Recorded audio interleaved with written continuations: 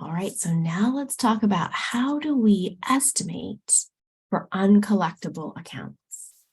We know that we're required to do so. We even know what the journal entry is going to look like, right? This is the journal entry to record that estimate. We know when we have to do it, end of the year.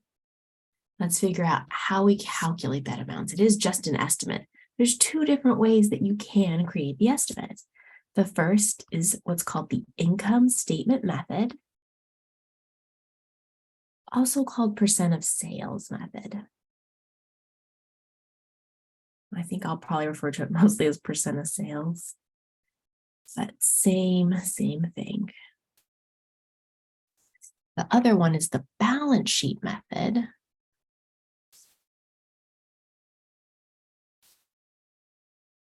Also called percent of receivables.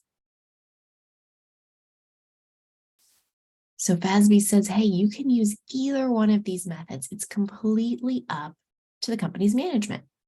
Okay, once they select their method, they should stick to it and apply it consistently. Okay, but the choice is up to them. Usually they're going to look at what do we focus more on as a company? Are we stressing the matching on our income statement or stressing the matching on our balance sheet? So that's all, it's just their call. And we'll talk about in future chapters other methods that kind of align to those philosophies. All right, so let's say they select the percent of sales method. Here's your calculation. Take your sales, multiply by the percent estimated for uncollectible accounts. That's going to be given to you in the problem.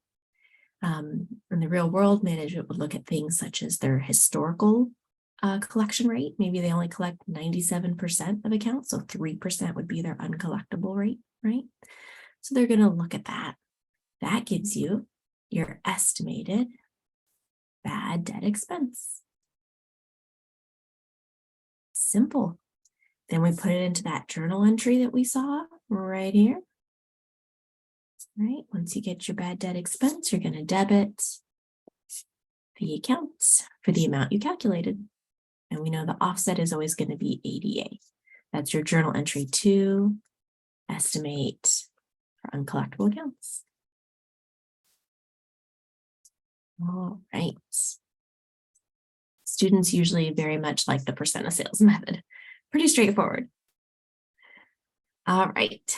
If a company is using the percent of receivables method, you take your accounts receivable balance, so AR balance, multiply it by the percent uncollectible, which again will be given to you. Super great. Starts off pretty much identical to the other formula, but this doesn't give us the bad debt expense we need for the journal entry. Instead, it gives us our total allowance for doubtful accounts balance. I should say ending balance. Okay, so then what happens is we have to consider, is there anything already in the allowance for doubtful accounts? You're going to have to adjust for any beginning ADA balance.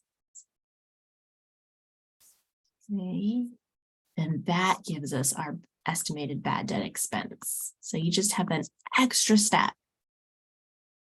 Bad debt expense. And then that's the amount that goes into your journal entry. Okay, so there's just that extra step, that extra consideration under the percent of receivables method is you have to consider anything you started with in the period in your ADA account.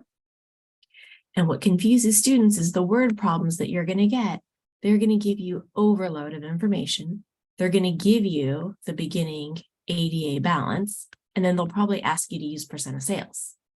And so if you're using percent of sales, you don't care about the beginning ADA. You only care about it if you're using percent of receivables. But I think students just they receive that information and they don't want to be wasteful. They try to use it, but you only use that beginning ADA when you're calculating the journal entry amount for percent of receivables. Okay, there's your formulas. Write them down, have them handy. That's going to help you, and we'll work through an example in the next video.